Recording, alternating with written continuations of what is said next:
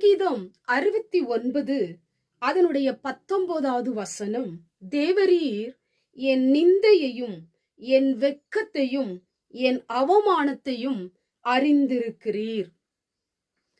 இந்த நாளிலும் கூட ஆண்டவர் இந்த வசனத்தின் மூலமாய் உங்களோடு கூட பேச போகிறார்.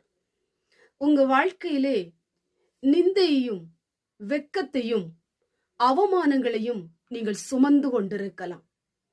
நிந்தை உங்களுடைய இருதயத்தை உடைத்து கொண்டிருக்கலாம்.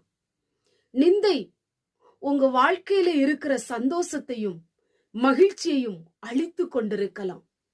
நிந்தையினால் உங்களுடைய கண்கள் குளமாகி நீங்கள் அழுது கொண்டிருக்கலாம்.